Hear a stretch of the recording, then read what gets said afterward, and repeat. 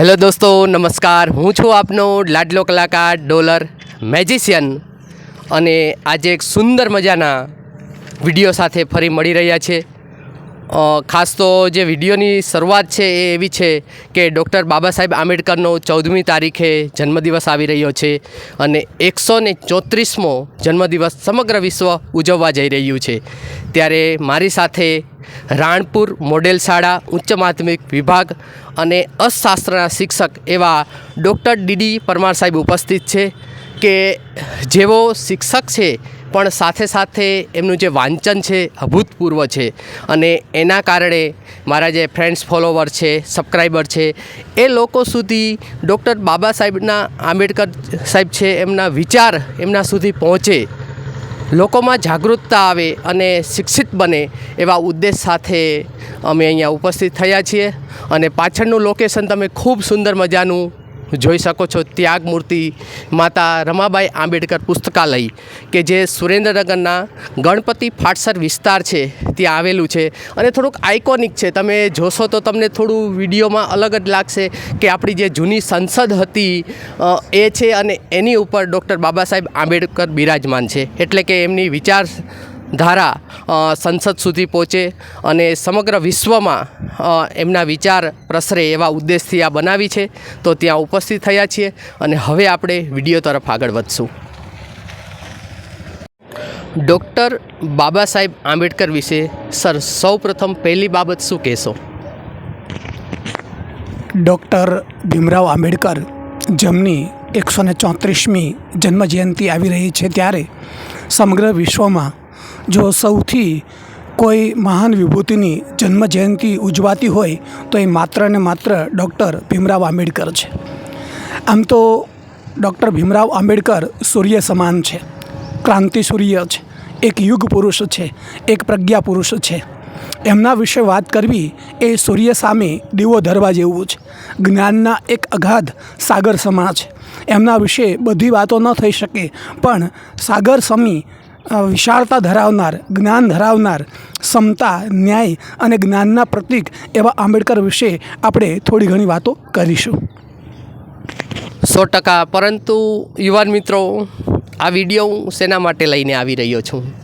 આ વિડીયો હું તમારી સમક્ષ એના માટે લઈને આવી રહ્યો છું કે એનો જે મારો મુખ્ય ઉદ્દેશ છે એ છે કે ઘણા બી આપણા સુરેન્દ્રનગર જિલ્લા અને અંતરિયાળ ગામડાઓમાં એવા અનેક યુવાનો, એવા અનેક વિદ્યાર્થીઓ છે કે જેને સમાજ માટે, દેશ માટે અને પોતાના મમ્મી પપ્પાના સપના સાકાર કરવા માટે ઘણું જ અંદર કરવાની કંઈક ભાવના છે.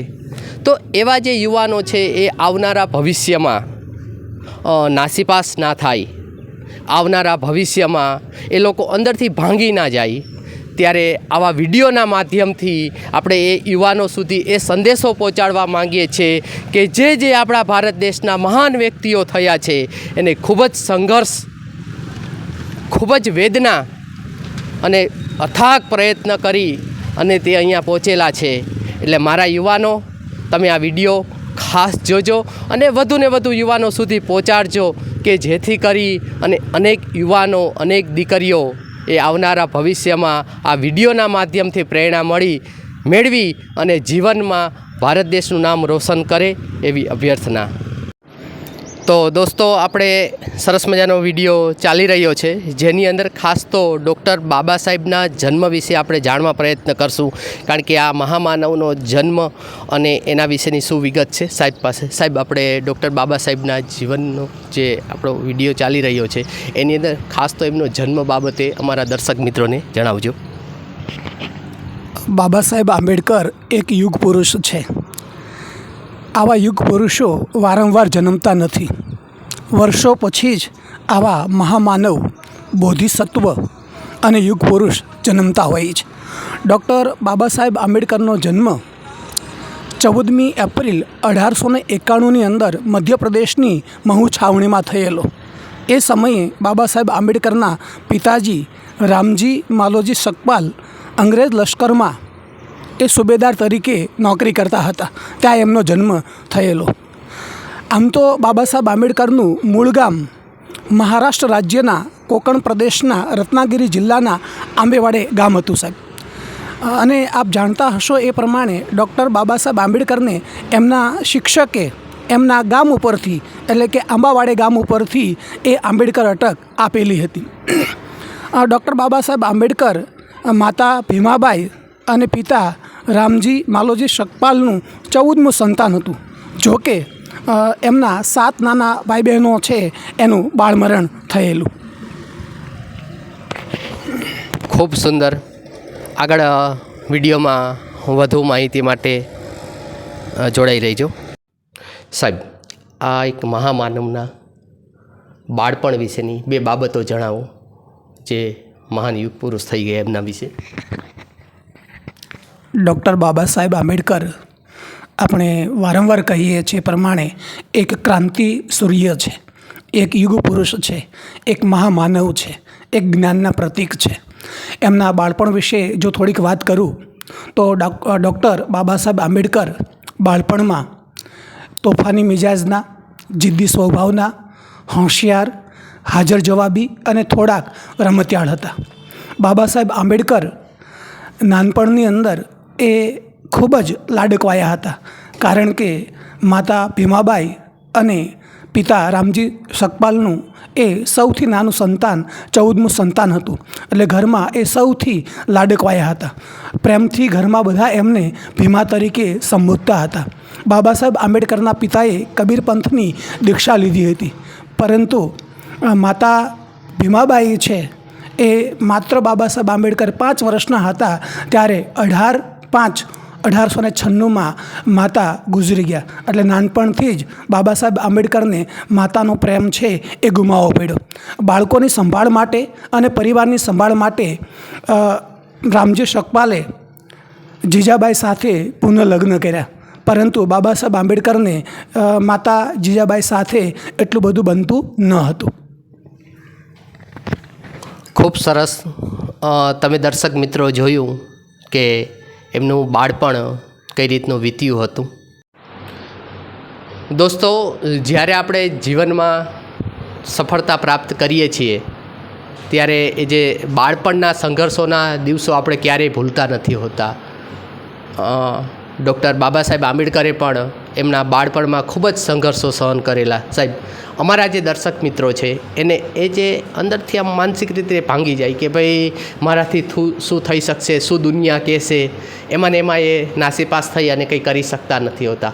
પરંતુ બાબા સાહેબના જીવનમાં 2-3 એવા સંઘર્ષો કે જે એમને લાગી આવ્યું હોય પણ છતાં એમની કંઈક કરી બતાવવાની ભાવના હતી, અને એ જે બનાવો એ થોડું અમારા દર્શક મિત્રોને જણાવો. ચોક્કસ ડોલરરાય. ડૉક્ટર બાબા સાહેબ આંબેડકર મહાર જ્ઞાતિ જે તે સમયે અસ્પૃશ્ય કે અછૂત ગણાતી હતી એવી મહાર જ્ઞાતિમાં બાબા સાહેબ આંબેડકર જન્મ્યા. બાબા સાહેબ આંબેડકરે બાળપણમાં એકાધિક કડવા કૂટડાઓ છે એ પીધા છે. ડગલે ને પગલે એમને જાતિને લીધે ઘણા બધા ભેદભાવો સહન કરવા પડ્યા છે. એમના વિશે તો ઘણું બધું કહી શકાય, પરંતુ હું તમને બાબા સાહેબના બાળપણની અંદર એમને જાતિવાદી તત્વો દ્વારા જે માનસિક કનડગત કરવામાં આવેલી અને એમના પ્રત્યે જે ભેદભાવ રાખવામાં આવેલો એના વિશે 2-3 બનાવો વિશે વાત કરીશ. સૌથી પહેલાં ડૉક્ટર બાબા સાહેબ આંબેડકર પોતાના ગામની અંદર જ્યારે વાળ કપાવવા માટે જતા ત્યારે ગામનો વાળંદ સ્પષ્ટ રીતે એમને વાળ કાપી આપવાની ના પાડતો હતો.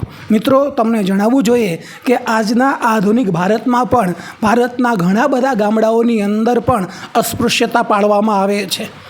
અનુસૂચિત જાતિના લોકોને આજની તારીખે પણ ઘણા બધા ગામડાઓની અંદર વાળ કાપવાની મનાઈ ફરમાવવામાં આવે છે, અથવા તો એમને વાળ છે એ કાપી આપવામાં આવતા નથી. બીજા બનાવ વિશે વાત કરું તો બાબા સાહેબ આંબેડકરના પિતા કોરેગાંવ હતા ત્યારે એમને મળવા માટે આંબેડકર સાહેબ છે એ બળદગાડામાં બેસવા માટે પ્રયત્ન કરે છે, પણ બળદગાડાનો માલિક એ એમને બેસતા અટકાવે છે. બાબા સાહેબ વિનમણી કરે છે, ડબલ ભાડું આપવા માટે પણ પ્રયત્ન કરે છે, તેમ છતાંય એમને બળદગાડામાં બેસવા દેવામાં આવતા નથી. એક અછૂત હોવાના કારણે, એક મહાર હોવાના કારણે, એક અસ્પૃશ્ય જાતિના હોવાના કારણે એ બાબા સાહેબને એ બળદગાડામાં બેસવાની ના પાડવામાં આવે છે. ત્રીજા બનાવ વિશે મિત્રો વાત કરીએ તો બાબા સાહેબ એક સાર્વજનિક પીવાના પાણીના પરબની અંદર એ પાણી પીતા હતા. એ સમયે જાતિવાદી તત્વોએ માનસિક સંકીર્ણતા ધરાવતા વ્યક્તિઓએ બાબા સાહેબને સખત માર માર્યો હતો. ટૂંકમાં મારો કહેવાનો અર્થ એ છે કે બાબા સાહેબે ઘણો બધો અન્યાય, ઘણો બધો સંઘર્ષ વેઠ્યો છે. એ સંઘર્ષ મૂર્તિ કહેવાય છે. અને આમાંથી એ ફિનિક્સ પક્ષીની માફક છે એ ઊભા થયા છે અને વિશ્વમાં એક ખ્યાતનામ થયા છે. ખૂબ સરસ. પણ દોસ્તો, વિદ્યાર્થી મિત્રો, દર્શક મિત્રો, આ વિડીયો હું એ માટે બનાવી રહ્યો છું કે એવા અનેક વ્યક્તિઓ છે, અનેક યુવાનો છે કે જે હજી તમે ખૂબ જ નાના છો, પણ આવનારા ભવિષ્યમાં તમારે ભારત માટે, દેશ માટે, સમાજ માટે, મમ્મી પપ્પા માટે કંઈક કરવું છે. ત્યારે ખૂબ જ જીવનમાં સંઘર્ષો આવવાના છે. પણ આવા મહાન વ્યક્તિઓના સંઘર્ષના જ્યારે આપણે પ્રસંગો વાંચતા હોઈએ છીએ, જોતા હોઈએ છીએ, સાંભળતા હોઈએ છીએ, ત્યારે આપણને પણ એટલો ખ્યાલ આવે કે જીવનમાં જો આપણે કંઈક કરવું હોય, આગળ વધવું હોય, નામ રોશન કરવું હોય સમાજનું, તો આ સંઘર્ષો તો સહન કરવા જ પડશે. એન કેન પ્રકારે જીવનમાં સંઘર્ષો આવતા હોય છે, પણ ક્યારેય નાસીપાસ ન થતા આ એ જ સમાજ છે, આ એ જ દુનિયા છે કે એક સમયે તમારો પગ ખેંચશે, તમને વગવું છે, અને જ્યારે તમે સફળતાના શિખરો સર કરશો ને, ત્યારે આ જ લોકો તમને વંદન કરશે, આ જ લોકો તમને બિરદાવશે. પરંતુ અંદરની જે તમારી મજબૂત જે મનોબળ છે એ ક્યારેય ભાંગવા ન દેતા. તમે 100% જીવનમાં સફળ થશો અને તમે મને યાદ રાખશો. ડૉક્ટર બાબા સાહેબ આંબેડકરના પ્રારંભિક શિક્ષણ વિશે આપણે સમજવા માટે પ્રયત્ન કરશું કે આ મહામાનવ જે એમના જીવનમાં પ્રારંભિક શિક્ષણ ક્યારે એમણે શરૂઆત કરી અને એના વિશેનું આપણે માર્ગદર્શન સાહેબ પાસેથી મેળવશું. સાહેબ, પ્રારંભિક શિક્ષણ વિશે બાબા સાહેબના જણાવજો. જી ડોલરે, બાબા સાહેબ આંબેડકરના શિક્ષણ વિશે જો વાત કરીએ તો 1896માં ડૉક્ટર બાબા સાહેબ આંબેડકરને એમના પિતાએ સતારાની કેમ્પ સ્કૂલની અંદર પ્રવેશ અપાયો. આમ તો એ અનૌપચારિક શિક્ષણ હતું. બાબા સાહેબ આંબેડકરના મોટા ભાઈ બહેનો એ સ્કૂલમાં ભણતા, એટલે આ અનૌપચારિક શિક્ષણ પહેલાં જ બાબા સાહેબ આંબેડકરે અક્ષર જ્ઞાન મેળવી લીધું હતું. વિધિવત રીતે બાબા સાહેબ આંબેડકરને એમના પિતાએ સતારાની કેમ્પ સ્કૂલની અંદર 7મી નવેમ્બર 1900ની અંદર પ્રથમ ધોરણમાં પ્રવેશ અપાયો. મિત્રો, આનંદની વાત એ છે કે બાબા સાહેબ આંબેડકરને જ્યારે પહેલાં ધોરણની અંદર 7મી નવેમ્બર 1900માં પ્રવેશ અપાયો તો એ તારીખને, એ દિવસને મહારાષ્ટ્ર સરકારે વિદ્યાર્થી દિવસ તરીકે જાહેર કર્યો છે. અને 2017થી એ મહારાષ્ટ્ર સરકાર અને મહારાષ્ટ્ર રાજ્યની અંદર છે એ બાબા સાહેબના પ્રથમ ધોરણના પ્રવેશના દિવસને વિદ્યાર્થી દિવસ તરીકે ઉજવવામાં આવે છે. મિત્રો, કોઈ બાળક પહેલાં ધોરણમાં પ્રવેશ મેળવે અને એના પ્રવેશના દિવસને જ્યારે વિદ્યાર્થી દિવસ તરીકે ઉજવવામાં આવે તો એ આપોઆપ ઉપલબ્ધિ બનતી હોય છે, જે આંબેડકર સાહેબને એ ગૌરવ મળ્યું છે. ત્યારબાદ મિત્રો, એમના આગળના અભ્યાસ વિશે વાત કરીએ તો બાબા સાહેબ આંબેડકરે 1904ની અંદર 4થું ધોરણ પાસ કર્યું. ડોલરરાય, હું તમને અહીંયા એક વાત કહેવા માગું છું કે બાબા સાહેબ આંબેડકર છે એ પોતાના કુટુંબમાં, પોતાના મહોલ્લામાં, પોતાના સમાજમાં 4 ધોરણ પાસ કરનાર પ્રથમ વ્યક્તિ હતા. અને આજે તમે જાણો છો એ પ્રમાણે વિશ્વની ટોપ યુનિવર્સિટીમાં 32 જેટલી ડિગ્રીઓ મેળવનાર એ વ્યક્તિ બન્યા છે. 4થું ધોરણ પાસ કર્યા પછી બાબા સાહેબના પિતા સહપરિવાર છે એ મુંબઈ છે એ જતા રહ્યા અને ત્યાં બાબા સાહેબને મુંબઈની એલ્ફિન્સ્ટન હાઈસ્કૂલની અંદર પ્રવેશ મેળવ્યો. બાબા સાહેબ આંબેડકરે 1907ની અંદર મેટ્રિક પાસ કર્યું. મિત્રો, એ સમયે મેટ્રિક પાસ કરવું એ ઉપલબ્ધિ હતી.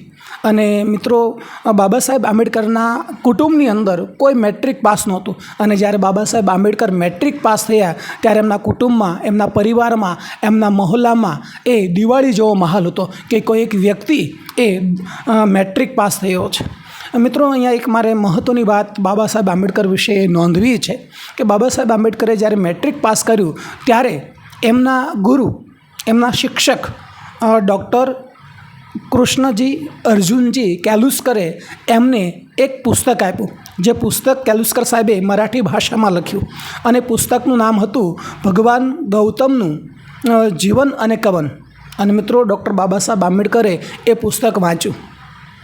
માત્ર પુસ્તક વાંચ્યું નહીં, એ પુસ્તકને આત્મસાત કર્યું.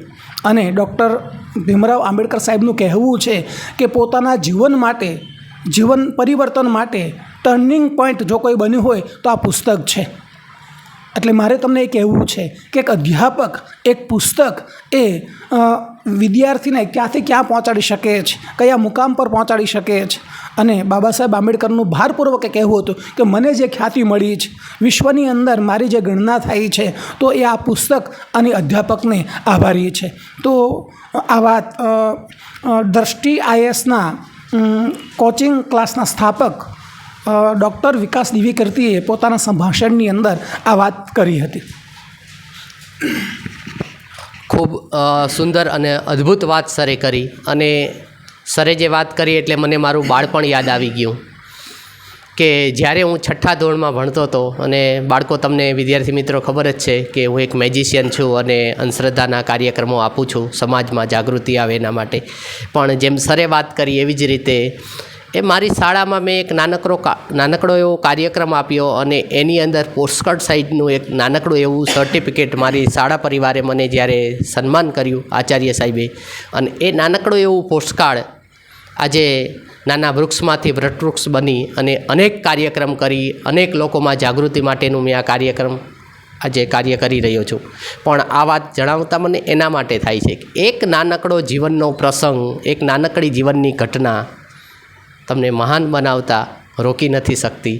અને એ એક પ્રેરણાનો સંદેશો હોય છે. તો આ બાબા સાહેબના જીવન વિશે આપણે જેટલું બી જાણીએ એટલું ઓછું છે. અને મિત્રો, અમે તો અહીંયા એક નાનકડો પ્રયત્ન કરીએ છીએ કે એમના જીવન વિશે તમે સમજો, એમના વિચાર વિશે, એમના સંઘર્ષ વિશે. પણ જ્યારે તમે ફ્રી હોય ત્યારે 100% સમય કાઢી અને એમના ડૉક્ટર બાબા સાહેબ આંબેડકરના વિડીયો છે, પુસ્તકો છે, એમની ઘટનાઓ છે, મૂવી છે ડૉક્ટર બાબા સાહેબ આંબેડકર વિશે જોજો, એટલે તમને ખ્યાલ આવશે કે જીવનમાં કેવા સંઘર્ષોથી ક્યાં પહોંચી શકાય છે. ખૂબ સરસ. ડૉક્ટર બાબા સાહેબ આંબેડકરે એન્ટર કોલેજનો અભ્યાસ પર્શિયન અને અંગ્રેજી ભાષા સાથે 1909માં પૂર્ણ કર્યો. આ ઉપરાંત એમણે 1912ની અંદર અંગ્રેજી અને ફારસી ભાષા સાથે BA કર્યું અને સૌપ્રથમ ગાયકવાડ સરકારની શિષ્યવૃત્તિ મેળવી. બાબા સાહેબ આંબેડકરના આ જે પ્રારંભિક શિક્ષણ 1900થી શરૂ કરીને 1912 સુધીનું જે શિક્ષણ છે, એમાં બાબા સાહેબ આંબેડકરે શિક્ષણની અંદર પણ ઘણા બધા કડવા ઘૂંટો છે એ પીધેલા. એના વિશે જો થોડીક વાત કરું તો બાબા સાહેબ આંબેડકરને વર્ગખંડની અંદર બેસવાની જગ્યાએ એમને બહાર બેસાડવામાં આવતા હતા. એમના માટે પાણીની વ્યવસ્થા જુદી હતી, એમનું માટલું જુદું હતું. આ ઉપરાંત એમના શિક્ષકો અને વિદ્યાર્થીઓ પણ એમનાથી અંતર રાખતા હતા. ડૉક્ટર બાબા સાહેબ આંબેડકરને સંસ્કૃત ભાષા બહુ ગમતી હતી, એમને સંસ્કૃત ભણવી હતી, પરંતુ સંસ્કૃત દેવ ભાષા હોવાના કારણે એમને સંસ્કૃત ભણવા માટે મનાઈ ફરમાવવામાં આવેલી. ડૉક્ટર બાબા સાહેબના લગ્ન જીવન વિશે બી આપણે જાણવા અને સમજવા માટે પ્રયત્ન કરશું. સાહેબ, બાબા સાહેબના લગ્ન જીવન વિશે થોડી માહિતી આપશો? ડૉક્ટર બાબા સાહેબ આંબેડકરના લગ્ન તેઓ જ્યારે 15 વર્ષના હતા ત્યારે 1907માં એમના લગ્ન ત્યાગમૂર્તિ માતા રમાબાઈ સાથે થયા. અહીંયા આપણે જોઈ શકીએ છીએ કે માતા રમાબાઈની છબી છે. એ સમયે રમાબાઈની ઉંમર માત્ર 10 વર્ષની હતી.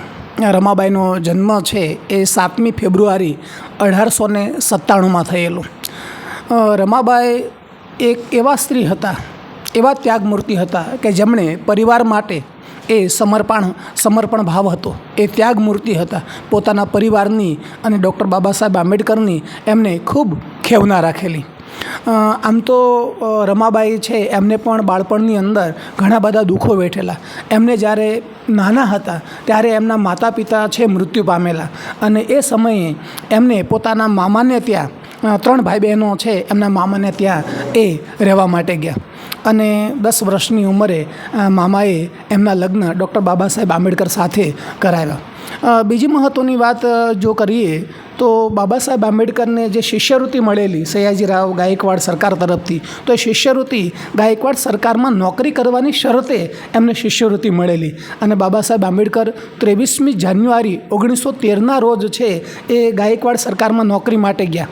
આ બાજુ છે એ પિતા રામજી શકપાલ ખૂબ બીમાર પડ્યા, ત્યારે ત્યાગમૂર્તિ માતા રમાબાઈએ છે એ સસરાની ખૂબ સેવા કરી. પણ તેમ છતાંય રામજી શકપાલનું છે એ 2 ફેબ્રુઆરી 1913ના રોજ અવસાન થયું. અને ડૉક્ટર બાબા સાહેબ આંબેડકર છે એ માતાની સાથે સાથે પિતાની પણ છત્રછાયા ગુમાવી. માતા રમાબાઈ છે એ સમર્પણનું એક ઉદાહરણ છે, એક ત્યાગમૂર્તિ છે. ડૉક્ટર બાબા સાહેબ આંબેડકર માટે, પરિવાર માટે એમણે ખૂબ ત્યાગ અને સમર્પણ છે એ કર્યો છે. માતા રમાબાઈને ફરી વખત કોટી વંદન. બીજી એક મિત્રો તમને વાત કરું તો મીન્સ કે એમના ધર્મપત્ની વિશેનો પ્રસંગ છે, વાત છે કે જ્યારે બી તમે ક્યારે બી જીવનમાં ખૂબ જ સંઘર્ષ કરી રહ્યા હોય અને કંઈક તમને સફળતા પ્રાપ્ત થવાની હોય અને ત્યારે સાહેબે કીધું એવી રીતે આવી કોઈ દુઃખદ ઘટના જ્યારે બનતી હોય છે ત્યારે એક આશ્વાસન કહો, એક તમને હૂંફ કહો કે જ્યારે તમારે ખાસ જરૂર હોય ત્યારે એ ધર્મપત્ની જ આશરો બનતી હોય છે. અને ત્યારે જ આપણે એ સંઘર્ષના દિવસોમાંથી, એ દુઃખના દિવસોમાંથી પસાર થતા હોઈએ છીએ. ત્યારે સાહેબે કીધું એમ ત્યાગમૂર્તિ માતા રમાબાઈને આપણે જેટલા વંદન કરીએ એટલા ઓછા છે. કારણ કે જ્યારે આટલા મોટા મહાન વ્યક્તિ બન્યા એમનામ નથી બનાતું, બરાબર છે. એમને બી જીવનમાં ડગલે ને પગલે દુઃખ આવ્યું હશે, પરંતુ એમે એ જે અંદરનું મજબૂત મનોબળ છે એ ક્યારેય છોડ્યું નહીં અને એ જે સંઘર્ષોના દિવસો પ્રસાર કરી અને આવા મહાન વ્યક્તિ બન્યા છે. એટલે એમના ધર્મપત્નીને પણ લાખ વંદન. બીજું ડોલરરાય, આપણે અત્યારે જે લાઇબ્રેરીમાં બેઠા છે એ મિત્રો આનંદની વાત એ છે કે આ લાઇબ્રેરીનું નામ પણ ત્યાગમૂર્તિ માતા રમાબાઈ આંબેડકર પુસ્તકાલય આપવામાં આવ્યું છે, જે આપણા માટે ગૌરવની અને આનંદની વાત છે. ખૂબ સરસ. અને અહીંયા આગળ અનેક એવા યુવાનો તૈયાર થઈ રહ્યા છે, જેવી રીતે કે ડૉક્ટર કલામ સાહેબ છે, સ્વામી વિવેકાનંદ છે, એવી જ રીતે આપણા ડૉક્ટર બાબા સાહેબ આંબેડકર છે કે વિજ્ઞાન, સાહિત્ય અને શિક્ષણ ક્ષેત્રે અનેક અહીંથી યુવાનો તૈયાર થઈ અને ઝાલાવાડનું નામ રોશન કરે એવી બી હું શુભકામના આપું છું. સાહેબ, ડૉક્ટર બાબા સાહેબના વિદેશ અભ્યાસ વિશે આપણા દર્શક મિત્રોને જણાવજો. જી ડોલરરાય, ડૉક્ટર ભીમરાવ આંબેડકર કે જે 4થું ધોરણ ભણેલા, એમના કુટુંબમાં એકમાત્ર વ્યક્તિ હતા અને એમણે વિશ્વની ટોપ યુનિવર્સિટીની અંદર 32 જેટલી ઉચ્ચ ડિગ્રીઓ મેળવેલી અને સૌથી વધારે એ ભણેલા વ્યક્તિ એ સમયે હતા. અને એમને સિમ્બોલ ઓફ નોલેજ તરીકે પણ કોલંબિયા યુનિવર્સિટીએ નવાજ્યા છે. તો ડૉક્ટર બાબા સાહેબ આંબેડકરના વિદેશ અભ્યાસ વિશે જો હું વાત કરું તો 1912-13ના અરસામાં ગાયકવાડ સરકારે અનુસૂચિત જાતિના વિદ્યાર્થીઓ માટે વિદેશ અભ્યાસ માટે શિષ્યવૃત્તિ જાહેર કરેલી અને ડૉક્ટર બાબા સાહેબ આંબેડકરે વિદેશ અભ્યાસ માટે 3 વર્ષની શિષ્યવૃત્તિ મેળવી અને બરોડા સરકારની અંદર ગાયકવાડ સરકારમાં 10 વર્ષની નોકરી કરવાની શરતે એમને 3 વર્ષની શિષ્યવૃત્તિ મેળવી. અને ડૉક્ટર બાબા સાહેબ આંબેડકર 20મી જુલાઈ 1913ના રોજ અમેરિકાની ન્યૂયોર્ક શહેરમાં આવેલી કોલંબિયા યુનિવર્સિટીમાં પહોંચ્યા અને એમને એમએની અંદર પ્રવેશ મેળવ્યો. અર્થશાસ્ત્ર વિષયમાં એમણે એમએની અંદર પ્રવેશ મેળવ્યો. મિત્રો, એમણે એક શોધ નિબંધ તૈયાર કર્યો, ઈસ્ટ ઇન્ડિયા કંપનીનો વહીવટ અને નાણાકીય બાબતો, અને 2 જૂન 1915ના રોજ છે એમણે અર્થશાસ્ત્ર વિષયમાં એમએ પૂરું કર્યું. આ ઉપરાંત 1916માં ભારતમાં જાતિઓ વિશે એમણે એક શોધ નિબંધ, એક સંશોધન પેપર રજૂ કર્યું, જેને વિશ્વની અંદર ઘણી બધી ચર્ચા જગાવી. આ ઉપરાંત મિત્રો બીજી વધારે વાત કરીએ તો 1917માં કોલંબિયા યુનિવર્સિટીમાં જ ડૉક્ટર બાબા સાહેબ આંબેડકરે પીએચડી છે એ પીએચડીની ડિગ્રી મેળવી અને એમનો પીએચડીનો વિષય પણ અર્થશાસ્ત્ર વિષયનો હતો. એનું ટાઇટલની જો વાત કરું તો ભારતમાં રાષ્ટ્રીય આવકની વહેંચણી એક ઐતિહાસિક પૃથ્થકરણ અને પરિશીલન વિષય ઉપર એમને મહાશોધ નિબંધ છે એ 1917ની અંદર પૂર્ણ કર્યો. મિત્રો, બાબા સાહેબ આંબેડકર એ સમયે આર્થિક તંગીથી ઝઝૂમતા હતા અને ખાસ તો મારે એ વાત કરવી છે કે એમની પાસે આર્થિક તંગી એટલી બધી હતી કે એમને ઘણી વખત બ્રેડનો નાસ્તો કરીને પણ ચલાવતા, અર્ધ ભૂખ્યા રહીને પણ ચલાવતા. અને હું આજના વિદ્યાર્થીને કહેવા માગું છું કે આટલી આર્થિક તંગીની અંદર પણ ડૉક્ટર બાબા સાહેબ આંબેડકર છે એ પુસ્તકો વધારે ખરીદતા હતા. ખાવાની જગ્યાએ માત્ર પોતાનું સામાન્ય પેટ ભરાય એટલું જ જમતા હતા, પણ પોતાની પાસે જે કંઈ રકમ હતી તો એમાં વધારે પુસ્તકો ખરીદતા હતા. આ બાજુ એમની 3 વર્ષની શિષ્યવૃત્તિની મુદત છે એ પૂર્ણ થઈ એટલે વડોદરા ગાયકવાડ સરકારના વારંવાર કહેણ આવ્યા કે તમે નોકરી જોઈન કરો, પણ બાબા સાહેબ આંબેડકરને ભણવાની ભૂખ હતી એટલે એમને પોતાના પ્રોફેસર સેલિંગમેનને છે એ વિનંતી કરી કે મારે ભણવું છે, મારી શિષ્યવૃત્તિ છે એની મુદત વધારી આપો. સૌથી પહેલાં ડૉક્ટર બાબા સાહેબ આંબેડકરે ગાયકવાડ સરકારને એક વિનંતી પત્ર લખ્યો કે મારે હજુ ભણવું છે, મને 2 વર્ષ શિષ્યવૃત્તિની મુદત વધારી આપો. પણ જે તે સમયે ગાયકવાડ સરકારે એમની અરજી છે એ નામંજૂર કરી અને આવા સમયે ડૉક્ટર સેલિંગમેન છે, એમના જે પ્રોફેસર છે, એમની ભલામણનો પત્ર જોડ્યો અને ગાયકવાડ સરકારે એમને વિદેશમાં અભ્યાસ કરવા માટે 1 વર્ષની શિષ્યવૃત્તિની મુદત વધારી આપી. આ સમયે ડૉક્ટર બાબા સાહેબ આંબેડકર છે એ લંડનની સ્કૂલ ઓફ ઇકોનોમિક્સની અંદર છે એ પહોંચ્યા અને ત્યાં એમને BSc, MSc, DSc એવી ડિગ્રીઓ મેળવવા માટે પ્રવેશ મેળવ્યો. એ વખતે ત્યાંના પ્રોફેસર કેનન સાથે એમની મુલાકાત થઈ અને ડૉક્ટર બાબા સાહેબ આંબેડકરની તેજસ્વીતા, વિદવતા જોઈને પ્રોફેસર કેનને એમને BScની જગ્યાએ સીધો MScની અંદર પ્રવેશ અપાયો. આ બાજુ ડૉક્ટર બાબા સાહેબ આંબેડકરે બારેટ લો પણ જોઈન્ટ કર્યું, પરંતુ વારંવાર ગાયકવાડ સરકારના કહેણના હિસાબે ડૉક્ટર બાબા સાહેબ આંબેડકરને નોકરી માટે ભારત ફરવું પડ્યું. ખૂબ અદ્ભુત. પણ આ બધા જ નાની બાબતો જે સરે આપણને વાત કરી એના ઉપરથી એક સરસ મજાની શીખ પણ મળે છે, બોધ પણ મળે છે કે જે વ્યક્તિને જીવનમાં સફળ થવું હોય, કંઈ કરવું હોય, સાહેબે કેવી સરસ મજાની વાત કરી, શિક્ષણની ભૂખ. એ સમયે એ સંઘર્ષોના દિવસોમાં એમે મનથી સહેજ પણ કહેવાય ને કે વિચલિત થયા વગર એ સંઘર્ષના દિવસોમાં એ શિક્ષણ કાર્ય ચાલુ રાખ્યું અને જે આજે કહેવાય ને કે મહાન વ્યક્તિ થયા. એટલે વિદ્યાર્થી મિત્રો, આ બાબત હું એ માટે જ પ્રકાશ પાડવા માગું છું કે તમને જે વિષયમાં રસ હોય, જે વિષયમાં રુચિ હોય, એમાં 100% તમે મજબૂત મનોબળથી સંઘર્ષ કરી અને જો તમે એકવાર થામી લો કે મારે આ વસ્તુ કરવી છે તો કોઈના બાપની તાકાત નથી કે કોઈ તમને રોકી શકે. આ એક મહાન પુરુષમાંથી, મહાન વ્યક્તિમાંથી આ આપણને ગુણો શીખવા મળે છે. સાહેબનો ખૂબ ખૂબ આભાર સુંદર મજાની માહિતી માટે. બરોડામાં ગાયકવાડ સરકારમાં ડૉક્ટર આંબેડકર સાહેબે જે નોકરી કરી છે એના વિશે આપણે જાણવા પ્રયત્ન કરશું. સાહેબ, ગાયકવાડ સરકારમાં જે નોકરી કરી એના સ્મરણો વિદ્યાર્થી મિત્રોને જણાવો. ચોક્કસથી ડોલર.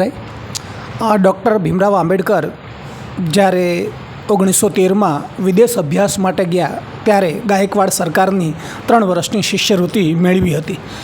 એની શરતના ભાગરૂપે એમને 10 વર્ષ સુધી ગાયકવાડ સરકારની અંદર નોકરી કરવાની હતી. આ માટે ડૉક્ટર બાબા સાહેબ આંબેડકરે ગાયકવાડ સરકારી નોકરી છે એ શરૂ કરી. શરૂઆતમાં ડૉક્ટર ભીમરાવ આંબેડકરને ભવિષ્યની અંદર નાણાં સચિવનું પદ આપવાની શરતે હાલ તુરત તત્કાલ એમને લશ્કરી સચિવ બનાવવામાં આવ્યા. મિત્રો, ભણવામાં એમણે જેમ સંઘર્ષ કર્યો છે એમ બાબા સાહેબ આંબેડકરને ગાયકવાડ સરકારમાં પણ ઘણા બધા અસ્પૃશ્યતાના, જાતિવાદના કડવા ઘૂંટો છે એ પીવા પડ્યા છે. એના વિશે જ હું વિગતે વાત કરું તો ડૉક્ટર બાબા સાહેબ આંબેડકર જ્યારે નોકરી માટે આવતા અને એમની ઓફિસમાં પ્રવેશ મેળવતા ત્યારે ત્યાંના કર્મચારીઓ છે એ જમીન ઉપર પાથરેલી જાજમ છે એ વાળી લેતા હતા. બાકીના કર્મચારીઓ માટે છે એ જાજમ રાખતા હતા, પણ બાબા સાહેબ આંબેડકર જ્યારે આવે ત્યારે પાથરેલી જાજમ છે એ વાળી લેતા હતા. આ ઉપરાંત એમનું જે ટેબલ છે, એમની જે ખુરશી છે એ ખૂણામાં ખસેડી દેવામાં આવેલી હતી. આ ઉપરાંત બાબા સાહેબ આંબેડકરની આખી ઓફિસની અંદર ગૌમૂત્રનો છે એ છંટકાવ કરવામાં આવતો હતો. આ ઉપરાંત નોકરીના સ્થળે પણ એમના માટે પાણીની વ્યવસ્થા, એમના માટે પાણીના માટલાની વ્યવસ્થા અને ગ્લાસની વ્યવસ્થા પણ જુદી હતી. પટ્ટાવાળો પણ એમને દૂરથી પાણીનો ગ્લાસ આપતો હતો. જ્યારે ડૉક્ટર બાબા સાહેબ આંબેડકર ફાઇલ મગાવતા ત્યારે પટ્ટાવાળો દૂરથી ફાઇલ ફેંકતો હતો. આવા જાતિવાદી માનસિકતા ધરાવતા લોકોએ બાબા સાહેબને અસ્પૃશ્યતાના કડવા અનુભવો છે એ કરાવ્યા હતા. ડોલરે વિશેષ બીજી વાત કરું તો વડોદરામાં બાબા સાહેબ આંબેડકરને રહેવા માટે મકાન નહોતું મળ્યું અને અલગ અલગ ધર્મના એમના જે મિત્રો છે એમણે મકાન માટે છે એ કહ્યું, પણ બધા જ મિત્રોએ કોઈને કોઈ બહાના કહી અને બધા છટકી ગયા. અંતે બાબા સાહેબ આંબેડકરે એક પારસી ધર્મશાળાના સંચાલકનો સંપર્ક કર્યો. એની સાથે ઘણી બધી રકઝક કર્યા પછી એ પારસી સંચાલકે એમને એક રૂમ ફાળ્યો. રૂમ પણ કેવો, સ્ટોર રૂમ, અને એ પાછું ડબલ ભાડું આપીને અને કોઈને ધર્મ કે જ્ઞાતિ ન કહેવાની શરતે એમને સ્ટોર રૂમની અંદર જગ્યા મળી. ડૉક્ટર બાબા સાહેબ આંબેડકર ને રૂમ મળી છે, પારસી ધર્મશાળાની અંદર એ રહે છે એવી લોકોને ખબર પડી, એટલે લોકો ઉગ્ર બન્યા અને આંબેડકર સાહેબને અને પારસી ધર્મશાળાના સંચાલકને એ અપશબ્દો કીધા. આંબેડકરને પણ છે એ ધમકી આપી કે તમે કાલ સવાર સુધીની અંદર આ મકાન, આ રૂમ નહીં ખાલી કરો તો તમને મારવામાં આવશે, તમારો સામાન છે એ બહાર ફેંકી દેવામાં આવશે. આવા કડવા ઘૂંટો છે એ ડૉક્ટર બાબા સાહેબ આંબેડકરે છે એ પીધા છે. આ ઉપરાંત ડૉક્ટર બાબા સાહેબ આંબેડકરે આ જે કંઈ જાતિવાદી માનસિકતા છે એનાથી બાબા સાહેબ આંબેડકર છે એ ખૂબ નિરાશ થયા અને તેઓ વડોદરામાં આવેલા કમાટી બાગની અંદર પહોંચ્યા અને ડોલરે ત્યાં જઈને એ ચોધાર આંસુએ ખૂબ રડ્યા અને રડતા રડતા મેં વિચાર કર્યો કે વિશ્વની ટોપ યુનિવર્સિટીની અંદર આટલી 32 જેટલી ડિગ્રી લાવનાર, ડિગ્રી મેળવનાર વ્યક્તિની જો આવી દશા હોય તો મારા કરોડો દેશ બાંધવોની શું દશા હશે. જે વિશ્વની ટોપ યુનિવર્સિટીઓ છે એ ટોપ યુનિવર્સિટીની અંદર 32 જેટલી ઉચ્ચ ડિગ્રીઓ મેળવનાર આવા સાક્ષર વ્યક્તિની આવી દશા હોય તો મારા કરોડો દેશવાસીઓની, દેશ બાંધવો છે એની શું દશા હશે. અને એ દિવસે એટલે કે 23મી સપ્ટેમ્બર 1917ના રોજ ડૉક્ટર બાબા સાહેબ આંબેડકરે એક સંકલ્પ લીધો. એ સંકલ્પ કંઈક એવા પ્રકારનો હતો કે હું જે સમાજમાં જન્મ્યો છું એ સમાજના લોકો ઉપર જે અન્યાય થાય છે, જે અત્યાચાર થાય છે, જે ગુલામી બેઠે છે એને હું દૂર કરીને જંપીશ. અને માનો કે હું એમ કરવામાં નિષ્ફળ જઈશ તો હું પોતે જ બંદૂક મારીને મારા દેહનો હું અંત લાવીશ. આ દિવસને એટલે કે 23મી સપ્ટેમ્બર 1917ના દિવસને છે એ ભીમ સંકલ્પ દિવસ તરીકે છે એ ઉજવવામાં આવે છે. સાહેબે ખૂબ જ સરસ મજાની વાતો કરી. આમ કહેવાય ને કે સામાન્ય વ્યક્તિ વાત સાંભળી અને આમ અંદર હૃદય દ્રવી ઉઠે.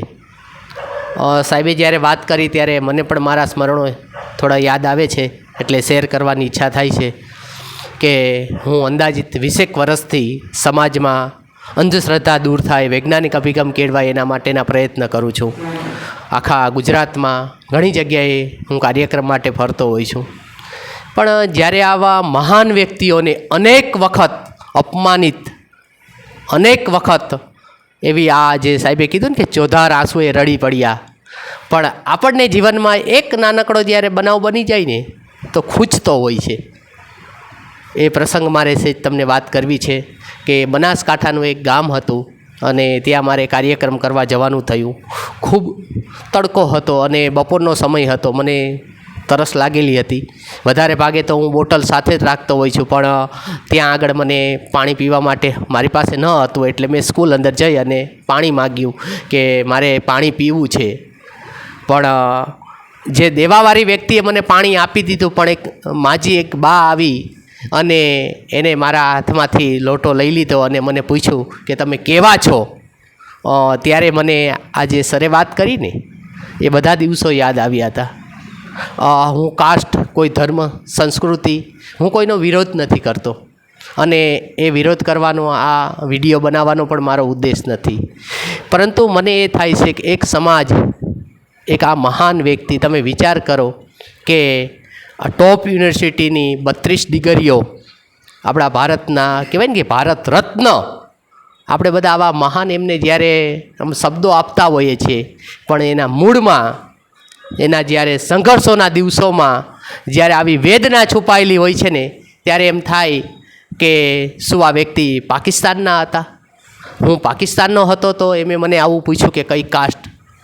ભાઈ, માણસ છે, માનવ છે, અને માનવતાની દ્રષ્ટિએ ક્યારેય આવા વચનો ના બોલાય, આવી કોઈ વ્યક્તિને એની સાથે વ્યવહાર ના કરાય. મને તો કોઈ એવી દુઃખની બાબત નથી, પણ જે સમાજની અત્યારે આપણે વાત કરી રહ્યા છીએ, જે મહામાનવની વાત કરી રહ્યા છીએ, એ લોકોએ એ વખતે જે સંઘર્ષો વેઠ્યા હશે, એ દિવસો કેવા હશે. મને હજી ઘણી વખત મારી આંખમાં આંસુ આવી જાય કે આપણે આવી મહાન વ્યક્તિઓના જ્યારે ગુણગાન ગાતા હોઈએ છીએ, પણ આ મહાન વ્યક્તિઓના જ્યારે સંઘર્ષના દિવસો એની અંદર જઈ અને આપણે ઓતપ્રોત જ્યારે થઈએ છીએ ને, ત્યારે ખબર પડે છે કે મહાન વ્યક્તિ એમના બનાતું નથી, કેટલા સંઘર્ષો કરવા પડે છે, કેટલી વેદનાઓ સહન કરવી પડે છે. એટલે દોસ્તો, આ વિડીયોના માધ્યમથી હું એ કહેવા માગું છું કે ઘણી જગ્યાએ સરકાર મોટી મોટી વાતો કરતી હોય છે. હું સત્ય કહેવાવાળો વ્યક્તિ છું અને 100% કહું છું કે હજી બી આપણા ભારતમાં, આપણા ગુજરાતમાં, આપણા સુરેન્દ્રનગરમાં ઘણી જગ્યાએ આવી માનસિકતાવાળા લોકો છે. હું એમનો વિરોધ નથી કરતો, ઈશ્વર એમને સરસ મજાની સદબુદ્ધિ આપે, પણ આ વસ્તુ વ્યાજબી નથી. કારણ કે મહાન જે વ્યક્તિઓ થાય છે પછી એ વિદેશ વયા જાય છે ને, તો એ આ કારણે જ જાય છે કે ત્યાં એમને સમાનતાનો હક મળતો હોય છે. અને અહીંયા આપણે કંઈ બી હોય તો તમે કેવા છો, તમે કઈ જાતના છો? હું ભાઈ એની ટેલેન્ટ જોવો ને, એની સ્કિલ જોવો ને, અને જ્યારે આપણે આ બધું જોશું અને એ વ્યક્તિની વિશેષતા ઉપર જ્યારે આપણે ફિદા થશું, ત્યારે એને બિરદાવશું, ત્યારે એને ખૂબ આનંદ થશે. પરંતુ ત્યારે આપણે જ્યારે કાસ્ટ વચ્ચે લાવી અને મૂકી દેતા હોય છે, ત્યારે ઘણા લોકોને આ વેદનાઓ સહન કરવાનો વારો આવતો હોય છે. અને હું તો એ કહેવા માગું છું કે એટલા ઘણા જ મહાન પુરુષો આપણા ભારત દેશમાં થઈ ગયા અને હજી થવાના છે. તો એ લોકોના જીવનમાં કે એ લોકોની માનસિકતામાં આવું ઝેર શું કામ ભરો છો? બધાને સમાન હક છે તો સમાનથી રહેવા દો. કાસ્ટ ઉપર જઈ અને શું કામ આપણે કોઈને બદનામ કરવા? એટલે આ વિડીયોના માધ્યમથી હું વિદ્યાર્થીઓ મિત્રોને કહું છું કે ક્યારેય બી જીવનમાં આવા દિવસો આવે તો નાસીપાસ ના થતા. આવા મહાન વ્યક્તિઓને જો આવા સંઘર્ષના દિવસો, આવી વેદનાઓ સહન કરી, તો આપણે તો ખૂબ જ નાના છીએ, પરંતુ મજબૂત મનોબળ રાખી અને આગળ વધશો અને જીવનમાં સફળ થશો. ડૉક્ટર બાબા સાહેબ આંબેડકરે વિદેશમાં છોડેલા અધૂરા અભ્યાસ વિશે દર્શક મિત્રોને જણાવો. ચોક્કસથી ડોલરાય. ડૉક્ટર બાબા સાહેબ આંબેડકર 1917માં ગાયકવાડ સરકારની નોકરી, જે શિષ્યવૃત્તિની શરતના ભાગરૂપે એમને નોકરી કરવાની હતી, એટલે એ ભારત અધૂરો અભ્યાસ છોડી અને પરત આવ્યા હતા. હવે 1917માં જે સાવકી માતા જીજાબાઈ હતા, એમનું અવસાન થયું. મોટાભાઈ આનંદરાવ છે, આંબેડકર સાહેબના મોટાભાઈ આનંદરાવ છે, એમનું પણ અવસાન થયું. કુટુંબની બધી જવાબદારી છે એ ડૉક્ટર બાબા સાહેબ આંબેડકર ઉપર આવી. ડૉક્ટર બાબા સાહેબ આંબેડકરે 1918થી 1920 એમ 3 વર્ષ સુધી છે એ મુંબઈની કોલેજની અંદર અર્થશાસ્ત્ર અને રાજ્યશાસ્ત્રના પ્રોફેસર તરીકે એમને નોકરી કરી. એક પાય ભેગી કરી. એમને વિદેશ અભ્યાસ કરવા માટેની ભૂખ હતી, એટલે એમને 3 વર્ષ કોલેજમાં નોકરી કરીને, પ્રોફેસરની નોકરી કરીને પાય ભેગી કરી. આ ઉપરાંત એમને વિદેશ અભ્યાસ કરવો હતો, એટલે એમને એમના મિત્ર પાસેથી 5,000 રૂપિયા ઉછીના લીધા. સાથે મિત્રો ડૉક્ટર બાબા સાહેબ આંબેડકરને વિદેશ અભ્યાસ માટે કોલ્હાપુરના સાહુજી મહારાજ છે, એમની પાસેથી પણ એમને મદદ મળેલી. અને મિત્રો 5મી જુલાઈ 1920ના રોજ doctor Baba Saheb Ambedkar London school of ઇકોનોમિક્સની અંદર એમણે પ્રવેશ મેળવ્યો. એમણે ડાયરેક્ટ છે એ એમએસસીની અંદર એ અગાઉ પ્રવેશ મેળવેલો જ હતો. ડાયરેક્ટ એમએસસીની અંદર એમણે એ પ્રવેશ મેળવ્યો અને મિત્રો એમણે એક શોધ નિબંધ લખ્યો. એ શોધ નિબંધનું નામ કંઈક આવું છે કે બ્રિટિશ ભારતમાં નાણાંનું પ્રાંતીય વિકેન્દ્રીકરણ, એ ઉપર શોધ નિબંધ લખી અને ડૉક્ટર બાબા સાહેબ આંબેડકર છે એ એમએસસીની ડિગ્રી મેળવી. આ ઉપરાંત મિત્રો એમણે ડીએસસીની ડિગ્રી મેળવવા માટે એક મહાશોધ નિબંધ લખ્યું. એ મહાશોધ નિબંધનું નામ કંઈક આવું છે, the problem of rupees, its origin and its solution. આવું એક મહાશોધ નિબંધ લખો, એ પુસ્તક લખ્યું. અને મિત્રો એના આધારે આપણી રિઝર્વ બેંક ઓફ ઇન્ડિયા જેનું ફાઉન્ડેશન થયું છે, તો રિઝર્વ બેંક ઓફ ઇન્ડિયાના ફાઉન્ડેશનમાં પણ ડૉક્ટર બાબા સાહેબ આંબેડકરની મહત્ત્વની ભૂમિકા છે. The problem of rupees, its origin, its solution, એ નિબંધના આધારે આપણી રિઝર્વ બેંક ઓફ ઇન્ડિયા છે એનું ફાઉન્ડેશન થયું છે. આ ઉપરાંત ડૉક્ટર બાબા સાહેબ આંબેડકરે આ સમયની અંદર અધૂરું મૂકેલું બારેટ લો છે એ પણ એમણે પૂરું કર્યું. આ ઉપરાંત ડૉક્ટર બાબા સાહેબ આંબેડકર જર્મનની બોન યુનિવર્સિટીની અંદર ઉચ્ચ અભ્યાસ માટે છે એ ગયા. કહેવાનો અર્થ મિત્રો એ છે કે માત્ર 4થું ધોરણ ભણેલા, એમના કુટુંબની અંદર માત્ર 4થું ધોરણ ભણેલા એ વ્યક્તિએ વિશ્વની ટોપ યુનિવર્સિટીની 32 ડિગ્રીઓ મેળવી. અને અહીંયા આનંદની વાત એ છે કે કોલંબિયા યુનિવર્સિટી જે 1754ની અંદર સ્થપાય, એને હમણાં એક સર્વે કર્યો કે આ યુનિવર્સિટી જ્યારથી સ્થપાય 1754થી ત્યારથી માંડીને અત્યાર સુધી સૌથી તેજસ્વી વિદ્યાર્થી હોય તો એ માત્ર ને માત્ર ડૉક્ટર ભીમરાવ આંબેડકર છે, કે જેમણે કોલંબિયા યુનિવર્સિટીની અંદર તેજસ્વી વિદ્યાર્થી તરીકે એમની નામના મળી. અને કોલંબિયા યુનિવર્સિટીએ એમના યુનિવર્સિટીના પ્રાંગણની અંદર છે ડૉક્ટર ભીમરાવ આંબેડકરની પ્રતિમા મૂકીને એમને સિમ્બોલ ઓફ નોલેજ એટલે કે જ્ઞાનના પ્રતીક તરીકે નવાજ્યા, જે આપણા સૌ માટે ગૌરવ અને આનંદની વાત છે. આ ઉપરાંત મિત્રો ડૉક્ટર બાબા સાહેબ આંબેડકર વિશે જો વધારે વાત કરીએ તો ડૉક્ટર બાબા સાહેબ આંબેડકરે 5 જેટલા સમાચાર પત્રો પણ શરૂ કરેલા. મૂકનાયક, બહિષ્કૃત ભારત, સમતા, જનતા, પ્રબુદ્ધ ભારત, આવા સમાચાર પત્રો પણ એમણે શરૂ કરેલા. સાથે સાથે મિત્રો બીજી વાત કરીએ તો ડૉક્ટર બાબા સાહેબ આંબેડકરે 23 જેટલા પુસ્તકો પણ લખેલા. અલગ અલગ સામાજિક અને રાજકીય સંસ્થાઓની પણ સ્થાપના કરેલી. આ ઉપરાંત મિત્રો બાબા સાહેબ આંબેડકર વિશ્વની 9 ભાષાઓના જાણકાર હતા. પોતાની માતૃભાષા મરાઠી, ગુજરાતી, હિન્દી, અંગ્રેજી, સંસ્કૃત, પાલી, જર્મન, ફ્રેન્ચ, પર્શિયન અને ફારસી ભાષાના તેઓ જાણકાર હતા.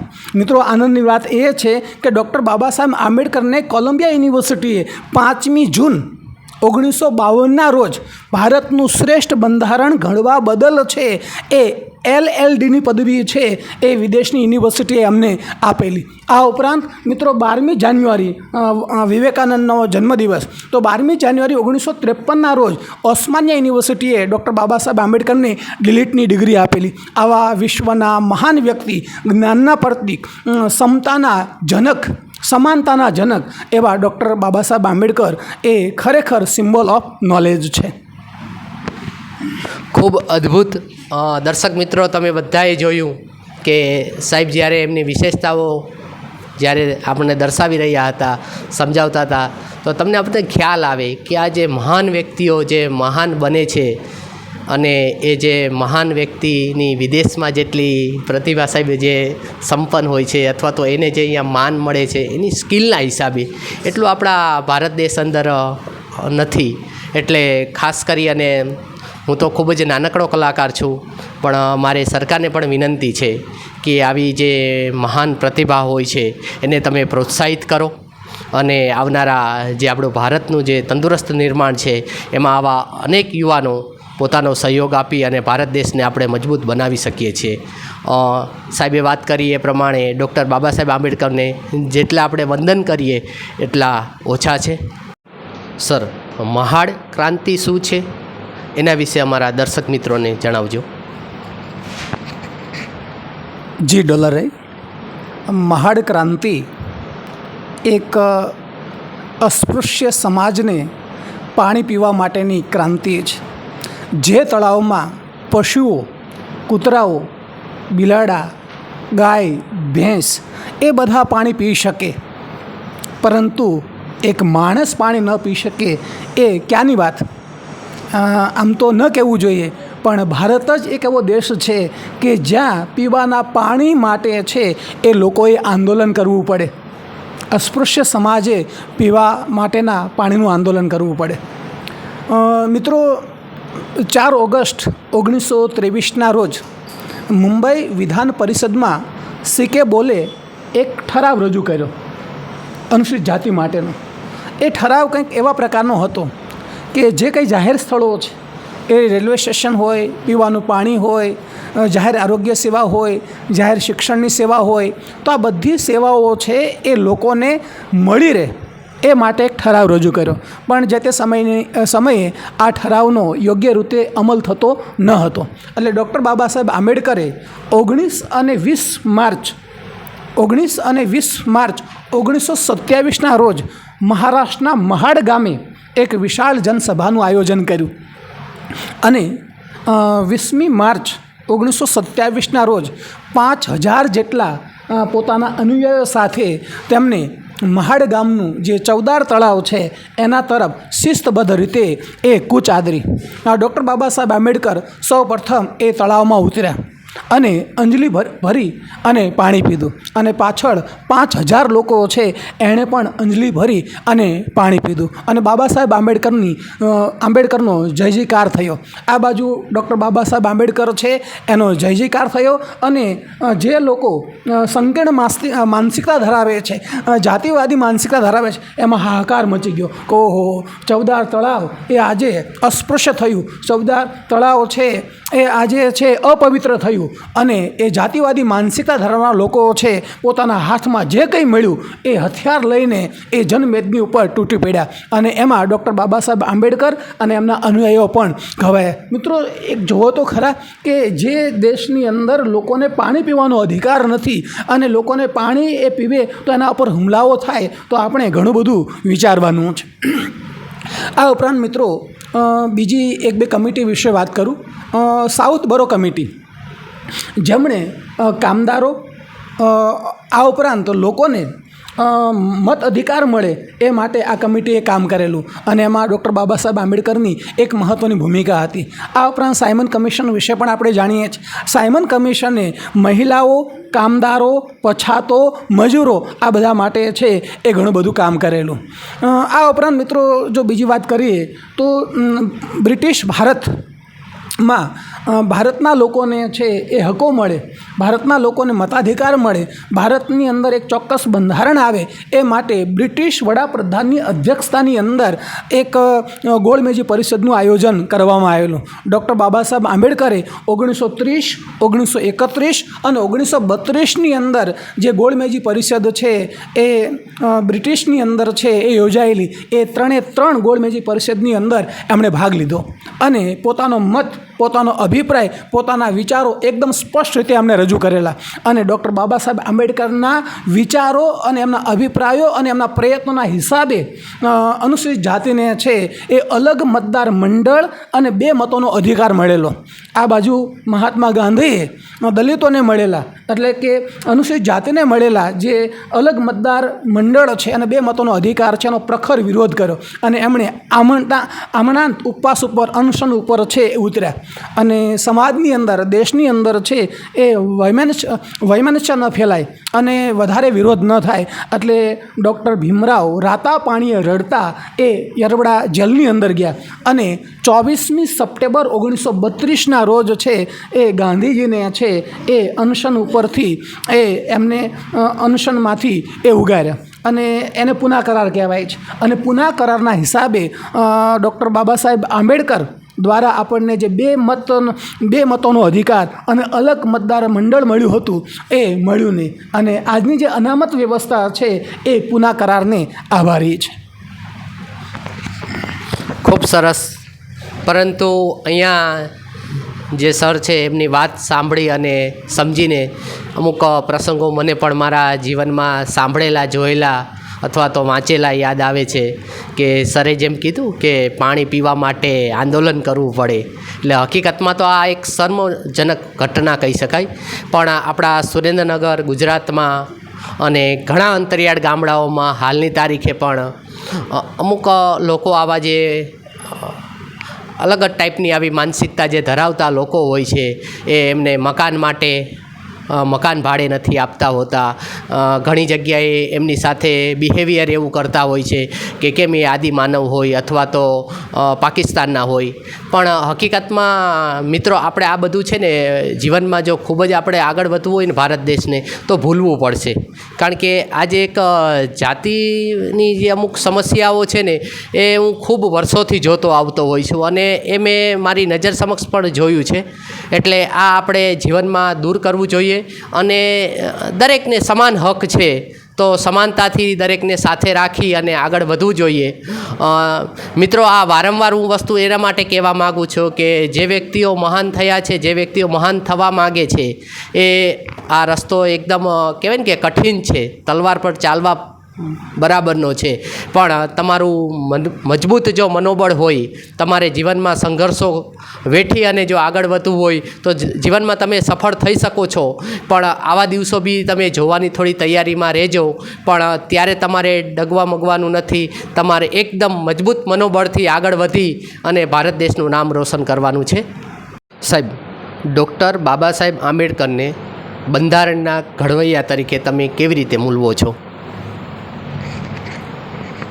આપણે બધા જાણીએ છીએ એ પ્રમાણે ડૉક્ટર બાબા સાહેબ આંબેડકર ભારતીય બંધારણના ઘડવૈયા છે. તો ભારતીય બંધારણના ઘડવૈયા બનવું એ કંઈ જેવી તેવી વાત નથી. આજ દિન સુધી ભારત દેશ છે એ સંવિધાન ઉપર, એ બંધારણ ઉપર ચાલી રહ્યો છે. તો એના વિશે વધારે વાત કરું તો જુલાઈ 1942માં બ્રિટિશ ભારતમાં ડૉક્ટર બાબા સાહેબ આંબેડકર શ્રમ મંત્રી હતા. શ્રમ મંત્રી તરીકે એમને ઘણા બધા કાયદાઓ, ઘણી બધી જોગવાઈઓ છે એ દાખલ કરેલી. એ જોગવાઈઓ વિશે વાત કરીએ તો નશાબંધી અંગે, મહિલાઓ, માતાઓ જે નોકરી કરે છે તો એમને પ્રસૂતિ સમયે સવેતન રજા મળે એ માટે પણ ડૉક્ટર બાબા સાહેબ આંબેડકરે જહેમત ઉઠાવેલી. સાથે સાથે મહિલાઓ જેના નાના બાળકો છે, જેમને નોકરી ઉપર જવાનું છે તો એમના માટે ઘોડિયા ઘરની વ્યવસ્થા પણ એમણે ઊભી કરેલી. સાથે સાથે ન્યાયતંત્રને સ્વતંત્ર રાખવા માટે પણ એમને જહેમત ઉઠાવેલી. આ ઉપરાંત જે કામદારો છે, કર્મચારીઓ છે, મજૂરો છે, એમના માટેની રજાઓ, હક રજાઓ, લઘુત્તમ વેતન, પ્રોવિડન્ટ ફંડ, અકસ્માત વળતર, આ ઉપરાંત કામના 8 કલાકો અને ઓવરટાઈમ માટે વધારે વેતન, આવી ઘણી બધી જોગવાઈઓ ડૉક્ટર બાબા સાહેબ આંબેડકરે છે એ કરેલી. આ ઉપરાંત મિત્રો, ભારત દેશને ચલાવવા માટે એક બંધારણની એ આવશ્યકતા ઊભી થઈ. એટલે 1945 અને 46ની અંદર ભારતમાં બંધારણ સભાની રચના કરવા માટે જુદી જુદી જે વિધાન પરિષદોની અંદર ચૂંટાયેલા જે પ્રતિનિધિઓ છે એના પરોક્ષ મતદાનથી બંધારણ સભાના સભ્યો નિયુક્ત કરવાનું, નક્કી કરવાનું નક્કી થયું. ડૉક્ટર બાબા સાહેબ આંબેડકર છે એ પશ્ચિમ બંગાળથી ચૂંટાઈ આવીને બંધારણ સભાના સભ્ય બન્યા. જે તે સમયે જાતિવાદી માનસિકતા ધરાવનારા ઘણા બધા વ્યક્તિઓ છે એણે બાબા સાહેબને બંધારણ સભામાં આવતા અટકાવ્યા. ઘણા બધા વ્યક્તિઓ તો એમ પણ કહેતા કે બંધારણ સભાની અંદર બારી બારણા બંધ કરી દેવામાં આવે, દરવાજા બંધ કરી દેવામાં આવે, વેન્ટિલેશન બંધ કરી દેવામાં આવે. જોઈએ ડૉક્ટર બાબા સાહેબ આંબેડકર છે બંધારણ સભામાં કેવી રીતે પ્રવેશ મેળવે છે. પણ તેમ છતાંય બાબા સાહેબ આંબેડકર છે એ બંધારણ સભાના સભ્ય બન્યા.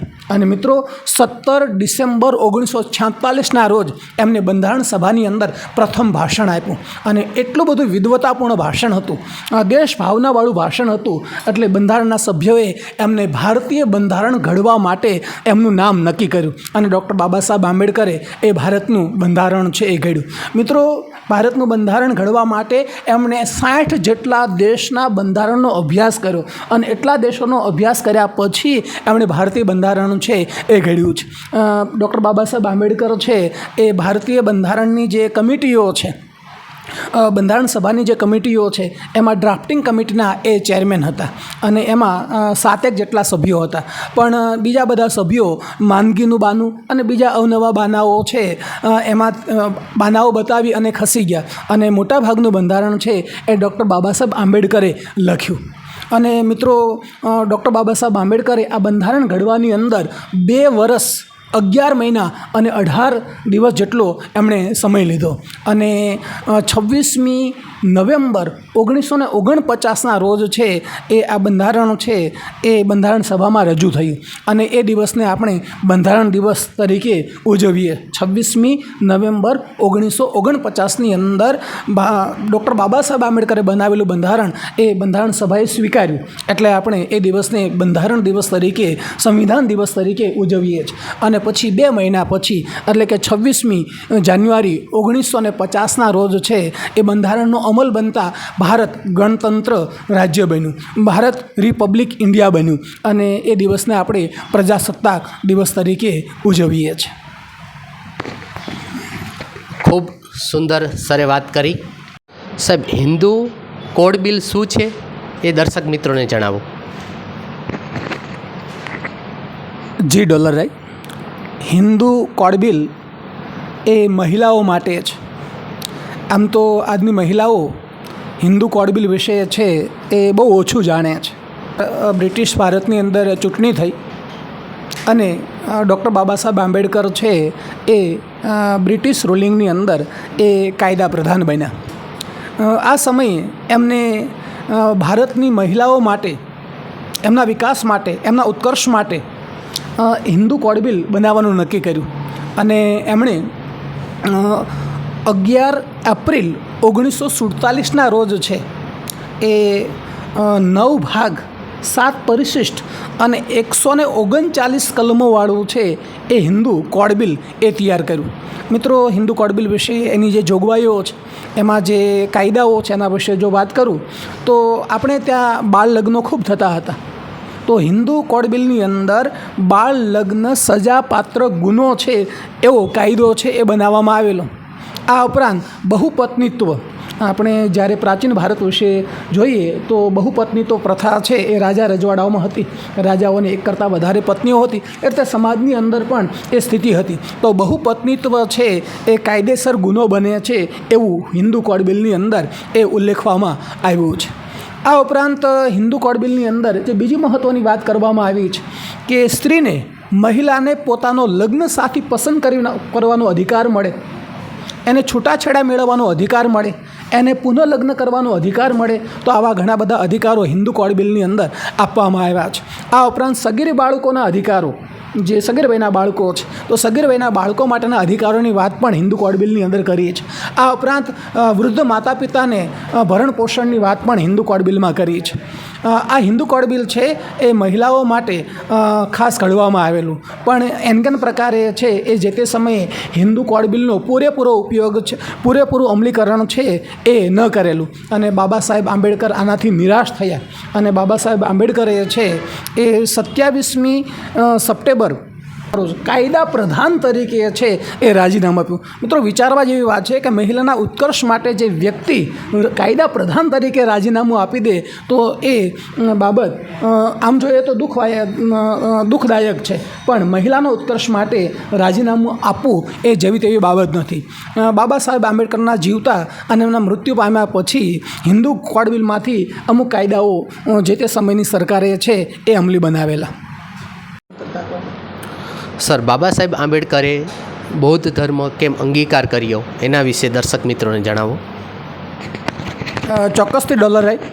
ડૉક્ટર બાબા સાહેબ આંબેડકર 1935ની અંદર 44 વર્ષની વયે નાસિકના એવલા ખાતે એમને સંકલ્પ લીધો કે જે સમાજની અંદર, જે ધર્મની અંદર એમને જન્મ્યા છે એમાં પારાવાર અન્યાય છે, ભેદભાવ છે, અસમાનતા છે અને એમણે ઘણા સમય સુધી છે આ અસમાનતા વેઠી અને એ 1935માં 44 વર્ષની વયે એમણે પ્રતિજ્ઞા કરી કે હું જે સમાજમાં જન્મ્યો છું એ મારા હાથની વાત નથી, પરંતુ જે એમાં એ સમાજની અંદર હું મૃત્યુ પામીશ તો એ સમયે મારે કયો ધર્મ લેવો એ મારા હાથની વાત છે. એટલે ડૉક્ટર બાબા સાહેબ આંબેડકરે એક પ્રતિજ્ઞા સાથે જે ધર્મમાં એ જન્મ્યા છે એ ધર્મમાં મૃત્યુ ન પામવાનો એક સંકલ્પ લીધો અને 14મી ઓક્ટોબર 1956ના રોજ પોતાના 5 લાખ અનુયાયીઓ સાથે એમને બૌદ્ધ ધર્મ અંગીકાર કર્યો. વિચાર કરો દર્શક મિત્રો કે આખા વિડીયોમાં જો મને સૌથી શર્મજનક વસ્તુ લાગી હોય ને તો આ છે.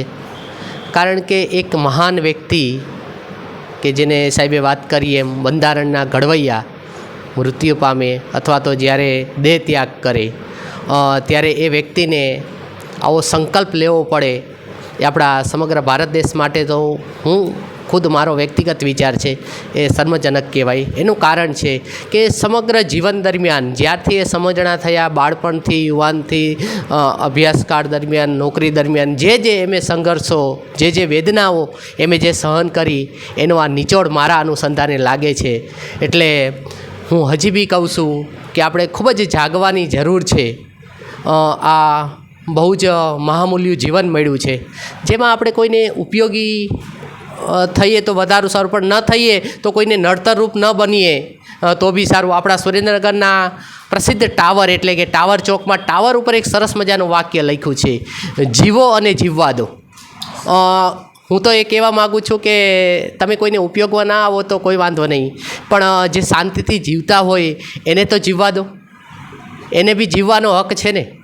કારણ કે આવી જ રીતે આપણે જે આપણી માનસિકતા છતી કરી અને કોઈ વ્યક્તિઓને નડશું તો આ જે મહાન પુરુષોએ જે વસ્તુ કરી એવી આવનારા ભવિષ્યમાં બીજા લોકો પણ કરશે. તો એમાંથી આપણે શીખ લઈએ. સાહેબનો ખૂબ ખૂબ આભાર માનીશ. ડૉક્ટર બાબા સાહેબના મહાપરિનિર્વાણ વિશે જણાવો. જી ડોલરરાય, વિશ્વની અંદર મહાન વિભૂતિઓ એક યુગ પુરુષ તરીકે એ જન્મ લેતી હોય છે. વર્ષો પછી આવી વ્યક્તિઓના જન્મ થતા હોય છે. ડૉક્ટર બાબા સાહેબ આંબેડકરના મહાપરિનિર્વાણ વિશે જો વાત કરું તો બાબા સાહેબ આંબેડકર ગરીબીની અંદર એ ઉછર્યા હતા, નાના મોટા થયા હતા, અભાવોની વચ્ચે એમને જીવ્યા હતા, સ્વસ્યા હતા. તો ડૉક્ટર બાબા સાહેબ આંબેડકર એ ઘણી બધી ગરીબી વેઠી છે જેથી કરીને એની અસર એમના શરીર ઉપર પણ થવા પામી હતી. 1946 અને 47નો જે સમયગાળો છે એ સમયગાળામાં doctor Bhimrao Ambedkar high BP અને ડાયાબિટીસના દર્દી છે એ બન્યા હતા અને એ સમયે એમની સારવાર છે એ ડૉક્ટર માળવંકર સાહેબ પાસે ચાલતી હતી. આ ડૉક્ટર માળવંકર સાહેબનું જે દવાખાનું છે એમાં ડૉક્ટર શારદા કબીર કરીને એક મહિલા કાર્ય કરતી હતી. તો એ સમયે ડૉક્ટર માળવંકરે ડૉક્ટર બાબા સાહેબ આંબેડકરને સલાહ આપી અને વારંવાર વિનંતી કરી કે તમે લગ્ન કરી લો. અને ડૉક્ટર માળવંકર સાહેબની વિનંતીના હિસાબે ડૉક્ટર બાબા સાહેબ આંબેડકરે ડૉક્ટર શારદા કબીર સાથે છે એ 15મી એપ્રિલ 1948ના રોજ લગ્ન કર્યા. એમના રિવાજ પ્રમાણે, એમના સમાજના રિવાજ પ્રમાણે ડૉક્ટર શારદા કબીરનું નામ છે એ લગ્ન પછી સવિતાબાઈ કરવામાં આવ્યું. બીજી વાત, ડૉક્ટર બાબા સાહેબ આંબેડકરનું મહાપરિનિર્વાણ જે થયું એના વિશે મારે ખાસ એ વાત કરવી છે કે ડૉક્ટર બાબા સાહેબ આંબેડકરે 14મી ઓક્ટોબર 1956ના રોજ બૌદ્ધ ધર્મ અંગીકાર કરેલો.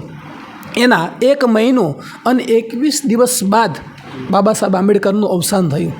ડૉક્ટર બાબા સાહેબ આંબેડકર 5મી ડિસેમ્બર 1956ના રોજ એમણે જે પુસ્તક લખતા બુદ્ધ અને તેનો ધમ્મ એ પુસ્તક પૂરું કરી અને એની પ્રસ્તાવના લખી રહ્યા હતા. પ્રસ્તાવના પૂરી કરી અને એ રાત્રે પોતાના બિસ્તર પર સૂતા અને સવારે એ જ હાલતની અંદર મૃતપાય અવસ્થાની અંદર 6ઠી ડિસેમ્બર 1956ની અંદર ડૉક્ટર બાબા સાહેબ આંબેડકર છે એ મૃત્યુની સ્થિતિની અંદર એ જોવા મળ્યા. ડૉક્ટર બાબા સાહેબ આંબેડકરનું અવસાન એ આજે પણ એક રહસ્ય છે, આજે પણ એક કોયડો છે. ખરેખર એમનું અવસાન કઈ રીતે થયું એ સંશોધનનો એક વિષય છે. ખૂબ સરસ.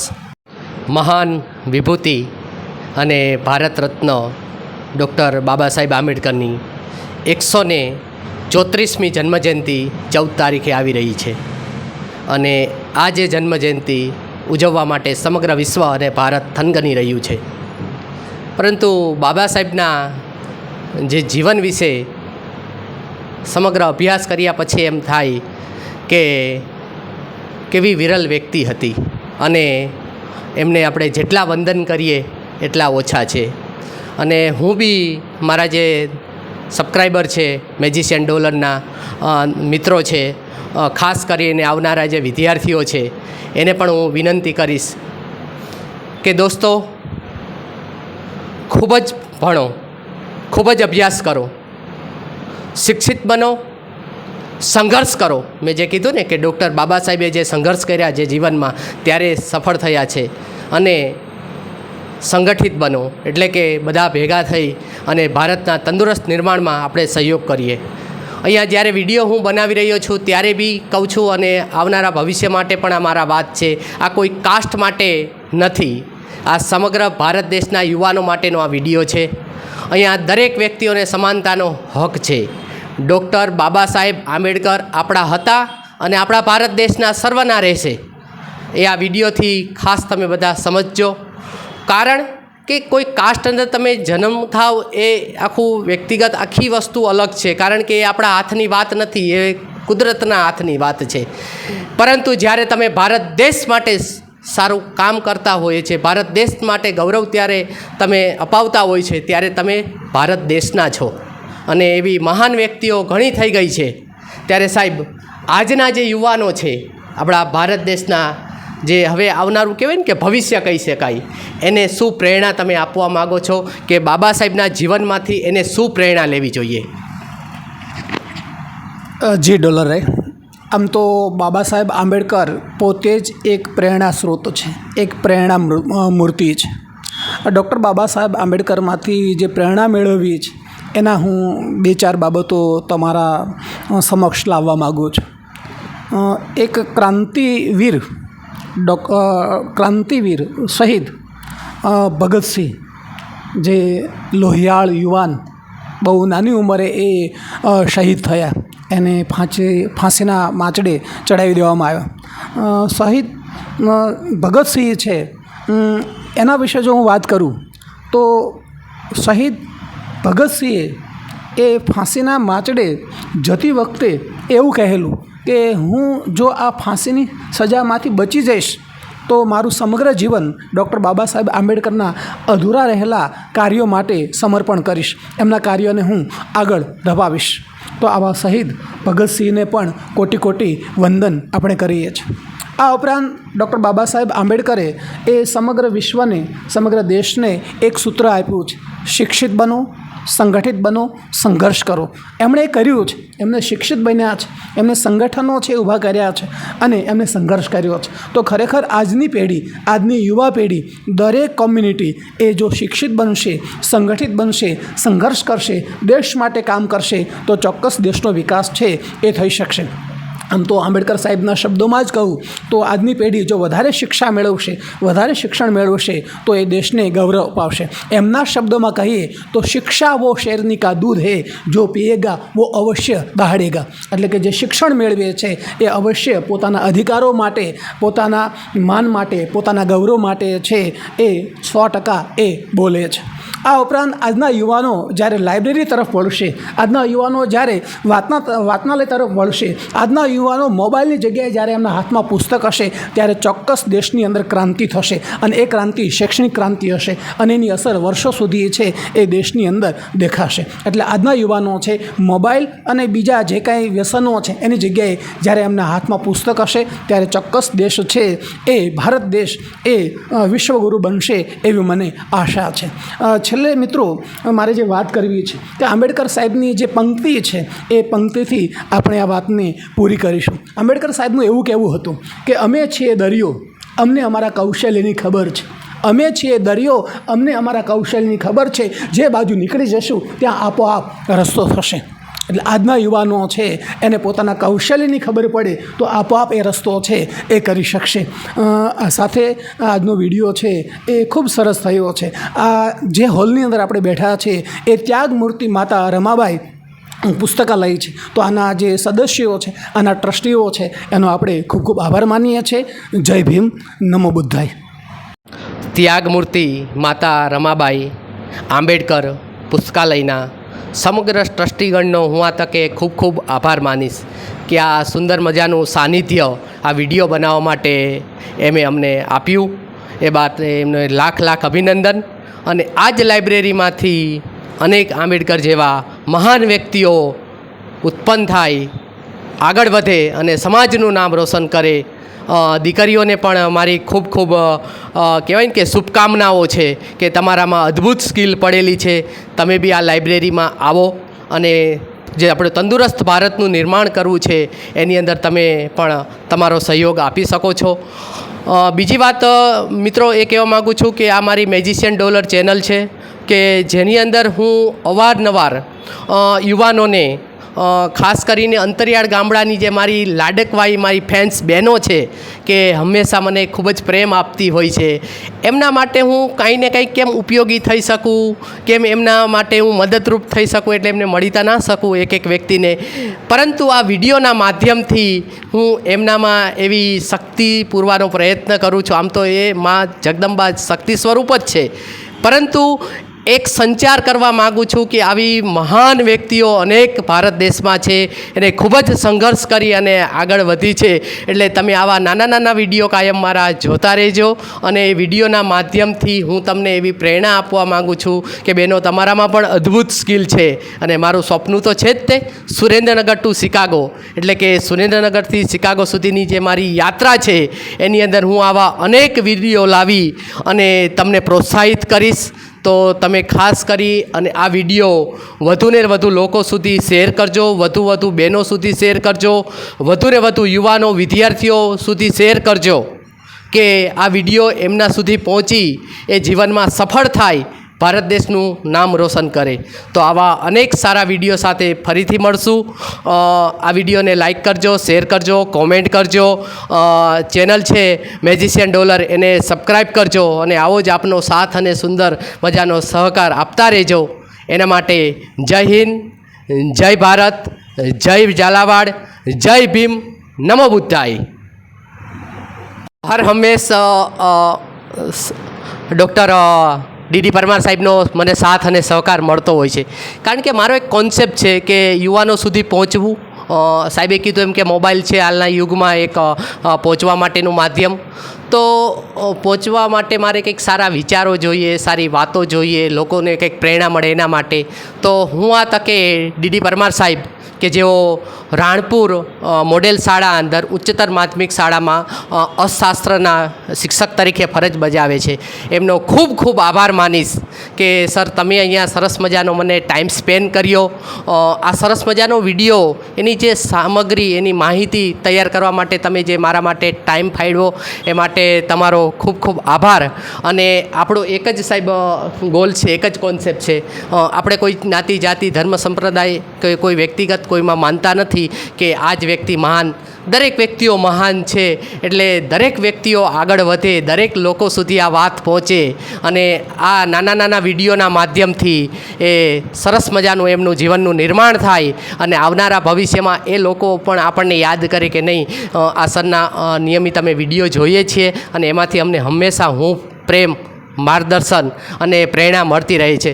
સાહેબ, ફરીથી હું તમને, તમારી મમ્મીને, તમારા પરિવારને, તમને દરેકને ખૂબ ખૂબ અભિનંદન ને આભાર માનું છું કે તમે એક સરસ મજાના ભારતના નિર્માણ તંદુરસ્ત કરવા માટે જે તમે ટાઈમ સ્પેન્ડ કર્યો એ બદલ સાહેબ આપનો ખૂબ ખૂબ આભાર. અને આપ પણ જીવનમાં ખૂબ જ પ્રગતિ કરી ઝાલાવાડનું, સુરેન્દ્રનગરનું અને ભારત દેશનું નામ રોશન કરો, એના માટે મારી ખૂબ ખૂબ શુભકામના છે. ફરીથી પણ સરનો આભાર. અને આવી જ રીતે હજી સાહેબ સાથેનો નાતો ચાલુ જ રાખશું અને જો હજી જીવનમાં સફળતા અને ટાઈમ મળશે આપણને તો 100% બીજા વિડીયો લાવી અને પણ તમને પ્રેરણા મળે એવું કંઈક કરશું. જય હિન્દ, જય ભારત, જય ઝાલાવાડ.